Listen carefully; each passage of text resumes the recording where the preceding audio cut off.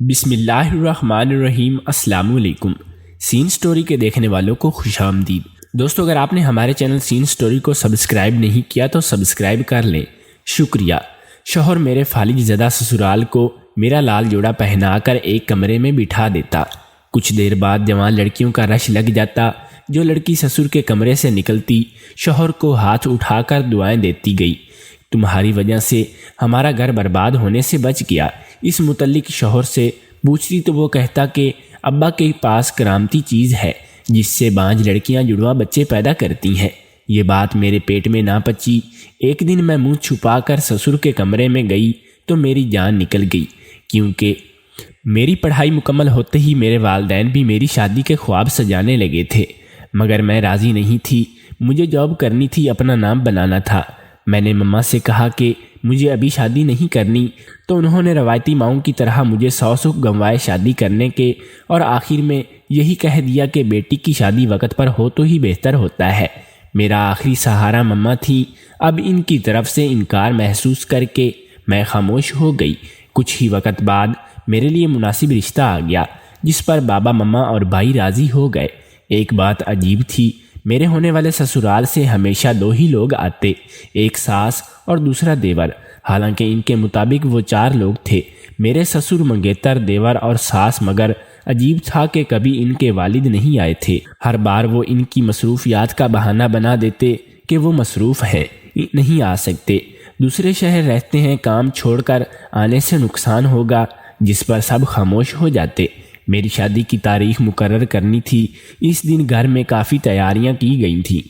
میرے ماموں، چاچو سب آ چکے تھے، مگر اس وقت سب ہی حیران رہ گئے جب اس دن بھی میری ساس اور دیور ہی آئے تھے۔ میرے چچا اور ماموں جی نے بابا سے پوچھا کہ باقی کیوں نہیں آئے، ان کے رشتے اور کہاں ہیں؟ آج کے دن تو سب کو ہونا چاہیے تھا، خاص طور پر بزرگوں کو ایسے موقع پر ہونا چاہیے۔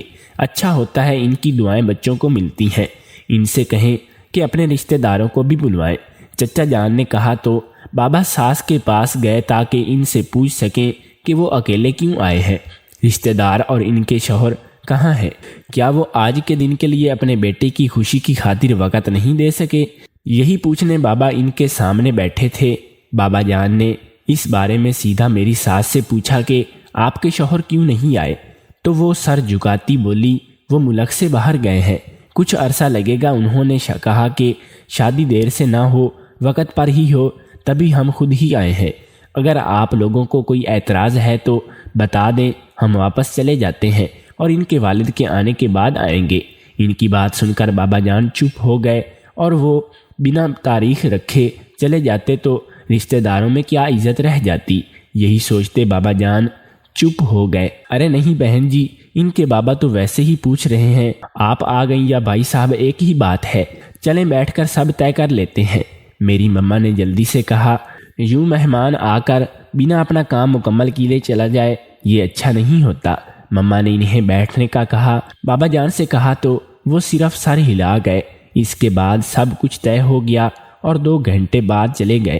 میں اٹھ کر کمرے میں چلی گئی۔ 2 ہفتے بعد میری شادی تھی اور میرے گھر والے اب تیاریوں میں مصروف تھے، جبکہ ان سب کے درمیان میں یہی سوچ رہی تھی کہ جو شخص چند دن پہلے تک دوسرے شہر میں کاروبار میں مصروف تھا، وہ اچانک ملک سے باہر کب چلا گیا، اور وہ بھی اپنے بیٹے کی شادی کے موقع پر۔ حیرت تھی، یہ سوچ کر میرے ذہن پر سوار ہو چکی تھی۔ سمجھ نہیں آ رہا تھا کہ سچ کیا ہے اور کیا جھوٹ ہے۔ کہیں وہ جھوٹ تو نہیں بول رہی تھی؟ نہیں، وہ جھوٹ کیوں بولے گی؟ میں نے خود سے پوچھا۔ میں کمرے میں ٹہل رہی تھی اور خود سے ہی جواب سوال کرتی بری طرح اس سوچ میں پھنس چکی تھی۔ شام کو بھائی میرے پاس آئے تو میں صوفے پر بیٹھی یہی سوچ رہی تھی۔ وہ میرے ساتھ ہی بیٹھ گئے اور مجھے اپنے حصار میں لے لیا۔ کیا سوچ رہی ہے میری شہزادی؟ بھیا نے مجھے سوچتے ہوئے دیکھا۔ پوچھا، بھیا ایک بات پوچھوں؟ میں نے ان کی طرف دیکھتے ہوئے اجازت چاہی۔ جی پوچھیں، کیا پوچھنا ہے، اور کون سی بات میری شہزادی کو پریشان کر رہی ہے؟ بھیا نے سیدھے بیٹھتے کہا، بھیا کیا آپ کو ان لوگوں میں کچھ گڑبڑ نہیں لگی؟ میں نے تھوڑی پر انگلی رکھتے ہوئے پرسوچ لہجے میں پوچھا۔ نہیں، ایسا کچھ نہیں ہے، آپ کو یہ کیوں لگا؟ بھیا نے نفی میں سر ہلاتے کہا، آپ انکل سے ملے ہیں؟ میرے پوچھنے پر انہوں نے نفی میں سر ہلایا۔ پھر آپ کو شک کیوں نہیں ہوا؟ میں نے پھر پوچھا کیونکہ ان سب نے خود کہا کہ وہ مصروف ہوتے ہیں۔ بھیا نے سوچتے ہوئے جواب دیا، اتنے مصروف کہ اتنی بڑی خوشی میں بھی شریک نہ ہو۔ میرے پوچھنے پر بھیا سچ میں سوچنے لگے۔ ڈونٹ وری، میں دیکھتا ہوں، آپ بے فکر رہیں۔ انہوں نے میری پریشانی پر بوسہ دیتے ہوئے اور چلے گئے۔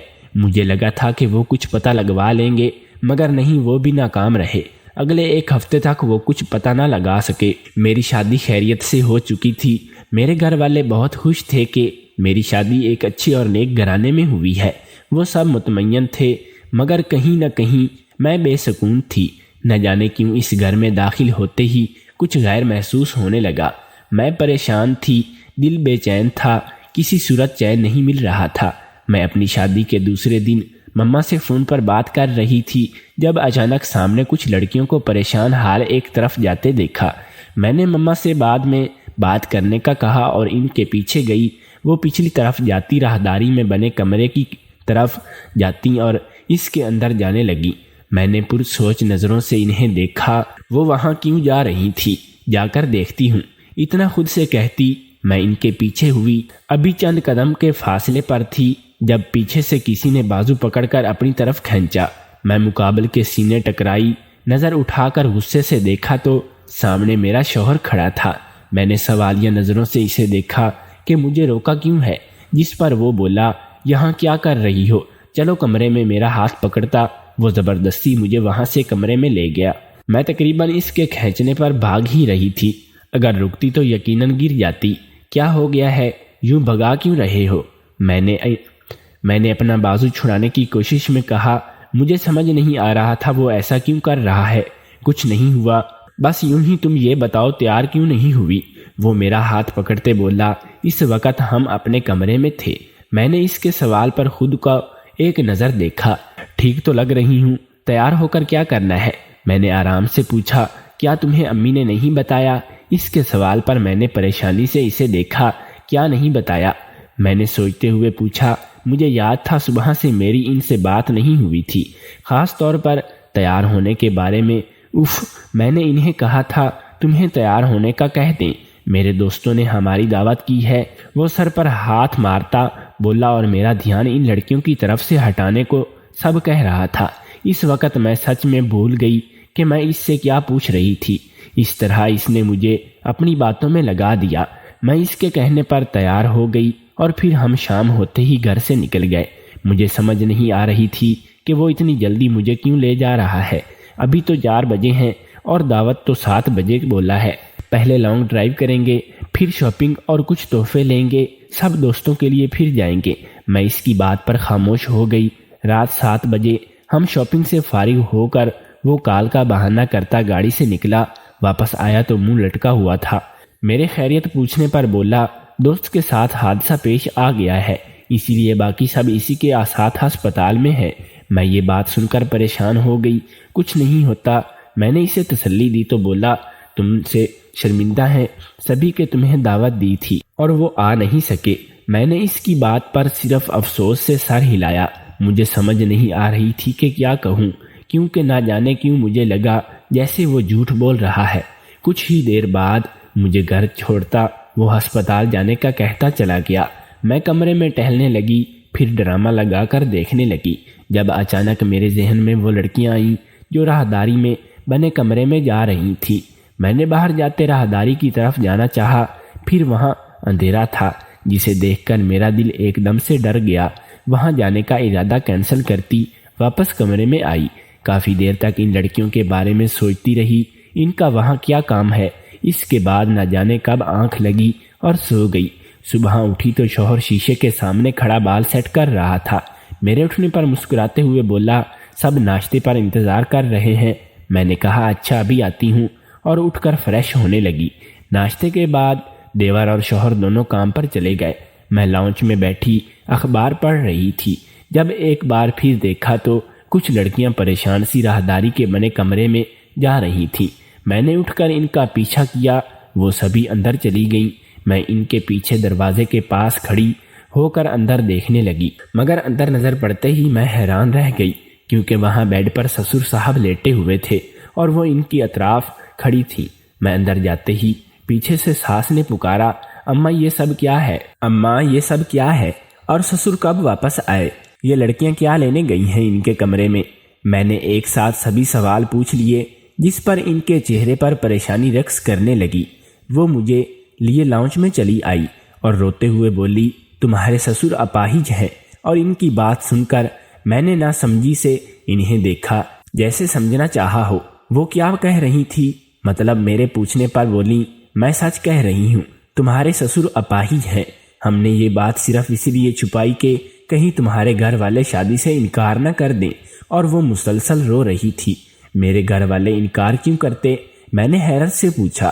بھلے انہیں کیا مسئلہ ہوتا سسر کے اپاہج ہونے سے، مگر ان کی اگلی بات سن کر میں منہ کھولے انہیں دیکھنے لگی۔ یہ آپ کیا کہہ رہی ہیں؟ آپ نے ہمیں اتنا جاہل سمجھ رکھا ہے؟ میرے گھر والے ہرگز یہ نہ کرتے۔ میری مما تو ہمیں سب بزرگوں کی عزت اور خدمت کرنا سکھاتی ہیں، اور سسر تو باپ کی جگہ ہوتا ہے۔ وہ کیوں یہ سمجھتی کہ ان کی بیٹی پر اپاہج سسر بوجھ ہوگا؟ میں نے غم غصے سے پوچھا۔ مجھے ان کی بات پسند نہیں آئی تھی۔ میرے سوال پر وہ خاموش ہو گئی۔ میں اٹھ کر کمرے میں گئی، ٹہلنے لگی اور گھر مما کو کال کی اور انہیں بتایا کہ سسر اپاہج ہے، کہیں نہیں گیا، یہی اسی گھر میں تھا۔ ان لوگوں نے خود چھپایا، میں نے غصے سے بولتی ہوئی جا رہی تھی، پھر ساس کی ساری باتیں بھی بتا دی۔ اس دوران ان لڑکیوں کو مکمل طور پر بھول گئی تھی۔ مما میری بات سن کر بولی، ابھی گھر آ جاؤ، بلکہ میں تمہارے بھائی کو بھیجتی ہوں۔ میں نے مما کی بات پر حامی بھری اور تیار ہونے لگی۔ بھائی مجھے باہر سے ہی لے گیا۔ میرے جانے کا صرف ساس کو پتہ تھا۔ میرے گھر پہنچتے ہی بابا نے میرے شوہر کو کال کی اور فوراً پہنچنے کا کہا۔ میں چپ بیٹھی رہی۔ ابھی تک یہی نہیں سمجھ آ رہا تھا کہ مجھے ان کے اپاہج ہونے سے کیا فرق ہو۔ مجھے ان کے اپاہج ہونے سے یہ فرق کیوں پڑنا تھا؟ میری شادی کون سا ان سے ہونی تھی؟ ساس کو یہ کیوں لگا تھا کہ انہوں نے ہمارے گھر ایسا کیا دیکھا جس پر یہ سب چھپانا پڑا؟ انہیں جب دروازے پر دستک ہوئی، بہن کے دروازہ کھولا تو شوہر پریشان سا کھڑا تھا۔ اندر چلا آیا۔ بابا نے اس سے پوچھا کہ اس نے کیوں یہ بات چھپائی، تو وہ بولا، اسے اس بات کا علم نہیں تھا۔ اسے نہیں پتا تھا کہ اس کی ماں اور بھائی نے یہ بات چھپائی ہے۔ بابا نے اس سے کہا، جاؤ یہاں سے، ہماری بیٹی کو تم جیسے چھوٹے لوگوں کے میری بیٹی کو تم جیسے جھوٹے لوگوں کے درمیان نہیں رہنا۔ میں آنکھیں پھاڑے بابا کو دیکھنے لگی، اور اتنی سی بات پر مجھے میکے بٹھا رہے تھے۔ لیکن انکل، یہ کیسے ہو سکتا ہے؟ یہ میری بیوی ہے، میرے شوہر نے آرام سے کہا۔ میں نے اس کی طرف دیکھا تو وہ فکر مند سا بیٹھا تھا۔ تبھی بابا کی بات سماعت سے ٹکرائی، میرے پیروں تلے سے زمین نکل گئی۔ میں ایک دم کھڑی ہو گئی۔ معذرت بابا جان، مگر یہ قبول نہیں کروں گی، میں اتنی سی بات پر طلاق ہرگز نہیں لوں گی۔ میں اپنے سسرال جا رہی ہوں، چلے آپ اپنے گھر چلتے ہیں۔ میں نے پہلے بابا جان سے اور پھر اپنے شوہر سے کہا۔ میری بات سن کر بابا جان غصے سے سرخ ہونے لگے اور مجھ پر چلانے لگے۔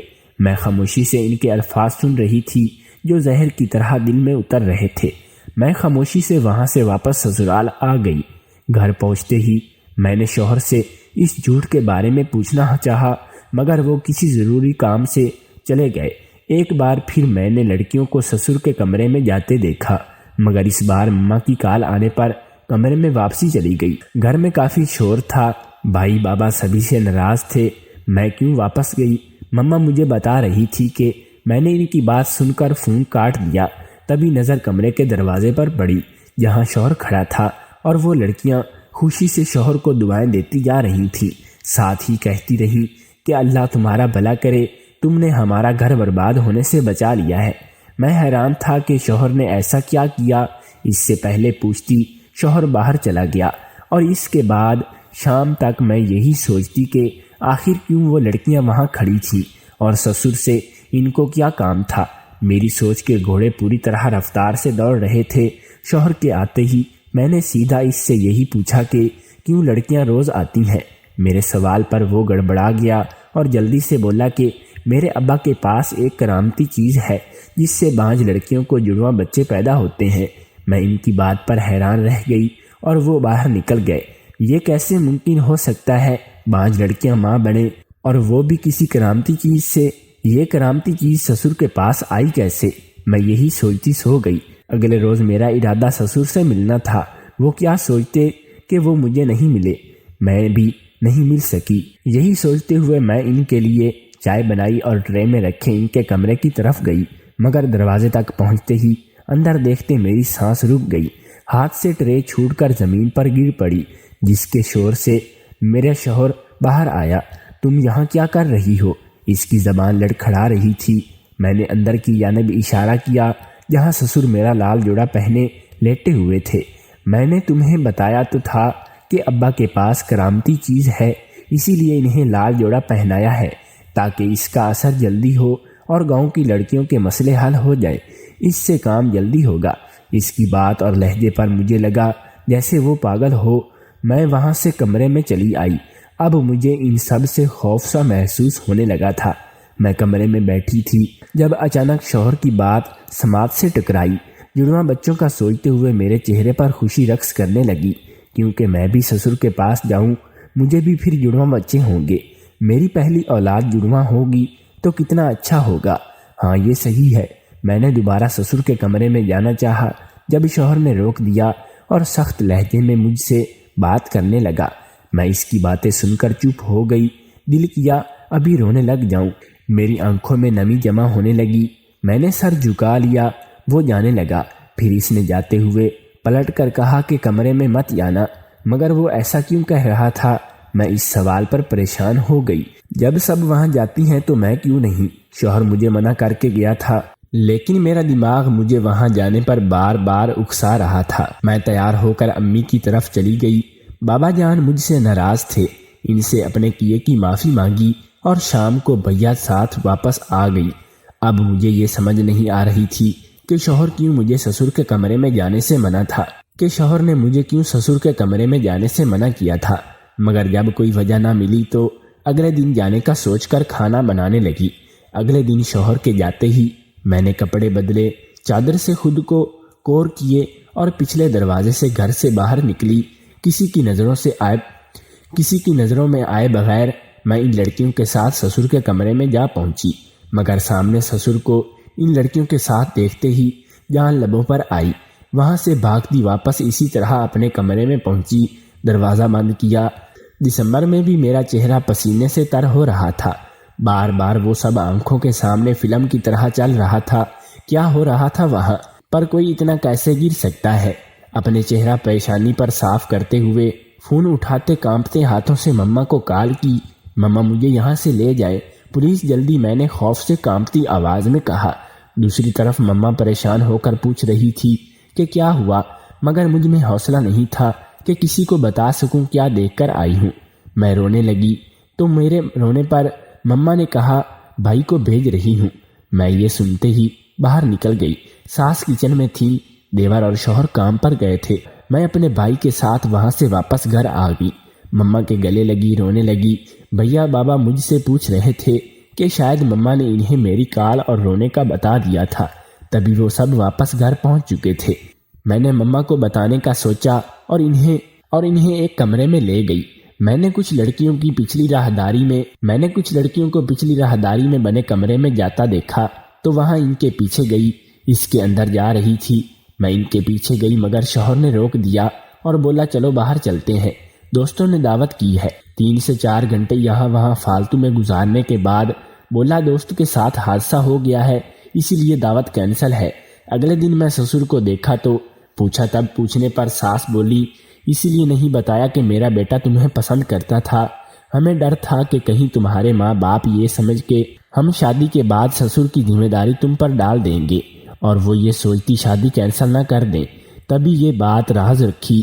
شوہر سے ان کی لڑکیوں کو پوچھا تو بولا کہ ابا کے پاس کرامتی چیز ہے، جو بھی بانجھ لڑکی ابا کے پاس رکتی ہے، ابا اس کرامتی چیز کے ذریعے اس پر دم کرتے ہیں، جس سے جڑواں بچے پیدا ہوتے ہیں۔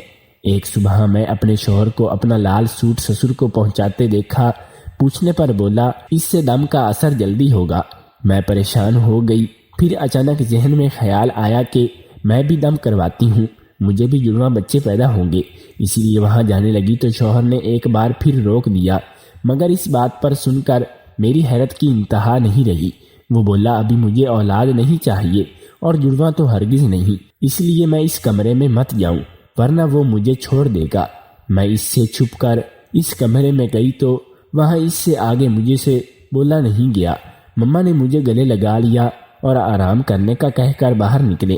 بابا بھائیوں کو سب کچھ بتا کے سوائے میرے وہاں جانے کے بابا جان نے بھائیوں سمیت وہاں جانے کا سوچا اور چلے گئے۔ تقریباً وہاں سے 3-4 گھنٹوں بعد واپس آئے۔ میں بھیا کے پاس گئی، انہوں نے مجھے سینے سے لگایا اور مجھ سے معافی مانگنے لگے۔ ہمیں معاف کر دو، ہم نے تمہاری شادی اس قدر گرے ہوئے خاندان میں کر کے تمہاری زندگی برباد کر دی۔ میں ان کی باتیں سن رہی تھی جب مما نے ان سے پوچھا کہ کیا ہوا، تو بابا جان نے بھیا کو بتاتے ہوئے کہا کہ بقول ان کے میرے سسر اپاہج نہیں تھے اور نہ ہی ان کے پاس کوئی کرامتی چیز تھی۔ میری ساس گاؤں میں گھومتی اور وہ گاؤں کی سبھی لڑکیوں کو کہتی کہ میرے شوہر کے پاس کرامتی چیز ہے جس سے وہ دم کرتے ہیں اور اس سے بانجھ پن کی لڑکیوں کو جڑواں بچے پیدا ہوتے ہیں۔ یہ سب لڑکیاں شادی کے بعد جب ماں نہ بن پاتی تو ان کے پاس آتی اور دم کرواتی۔ در حقیقت وہ دم نہیں کرتے بلکہ ان پر جادو کرتے جس سے وہ پوری طرح سسر کے قابو میں آ جاتی اور رات ہوتے ہی سارا قیمتی سامان لا کر سسر کو دیتی اور یوں امیر ہوتے تھے اور جڑواں بچے کسی کسی کو ہی ہوئے تھے۔ ساس ان سب لڑکیوں پر نظر رکھتی، گاؤں میں موجود کلینک والے بھی ان کے ساتھ تھے اور دیور اور شوہر شہر کے یتیم خانے سے بچے لے آتے اور ڈلیوری کے دوران ہی وہ بچے اندر پکڑا دیتے۔ ڈاکٹر یہی کہتے کہ بچے جڑواں ہیں، پہلے وہی ڈاکٹر لڑکیوں کو جھوٹ کہتے کہ وہ بانجھ ہے اور ساس کے کہنے پر لڑکیاں سسر کے پاس آتی تھیں، دم کرنے پر بھی بھاری رقم ملتی تھی۔ ان سب کو اور بچے پیدا ہونے کے بعد خوشی کی مبارک میں ساس ان سے سونے کا سیٹ لیتی تھی۔ یہی راز ان کے امیر ہونے کا تھا، ورنہ وہ لوگ معمولی سے کسان تھے۔ بابا جان نے ان سب کو پولیس کے حوالے کر دیا اور کلینک بھی بند کروا دیا۔ میرے ذہن سے کسی صورت وہ دن نہیں جاتا جب میں سسر کے کمرے میں گئی تھی۔ وہاں وہ ایک دھاگا ان لڑکیوں کو پیٹ پر باندھ رہے تھے اور وہ لڑکیاں ان کے سامنے لیٹ جاتی اور پھر وہ ان پر جادو کرتے۔ میں کبھی شاید یہ بھول نہ سکوں گی۔